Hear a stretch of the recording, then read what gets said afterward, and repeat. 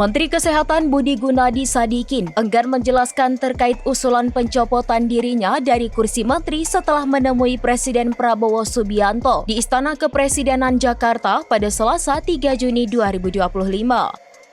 Menkes menegaskan bahwa masalah perombakan atau reshuffle merupakan hak prerogatif Presiden. Menkes tidak banyak mengomentari usai bertemu Presiden Prabowo lebih dari 2 jam.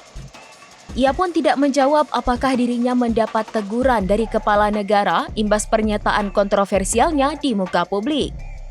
Termasuk terkait warga berpendapatan 15 juta rupiah lebih sehat dibandingkan berpendapatan 5 juta rupiah. Begitupun terkait laki-laki dengan ukuran celana jeans 33 hingga 34 lebih cepat menghadap Allah. Budi justru mengaku dirinya mendapatkan senyuman dari Presiden. Lebih lanjut, ia mematahkan setiap pertanyaan awak media yang bertanya hal tersebut. Sebelumnya diberitakan isu reshuffle Kabinet Merah Putih di bawah pemerintahan Presiden Prabowo Subianto kembali mencuat.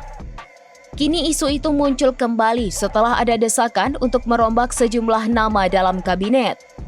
Salah satu desakan itu datang dari aktivis Rocky Gerung yang menilai Kabinet Merah Putih perlu diisi dengan energi baru demi efektivitas pemerintahan. Budi yang merupakan Menkes sejak era Presiden ke-7 Republik Indonesia Joko Widodo itu dinilai sudah kelewatan dalam sejumlah hal berkaitan dengan kesehatan. Sejumlah kebijakan Menkes Budi yang dianggap sudah kelewatan berkaitan dengan pendidikan kedokteran dan pelayanan kesehatan.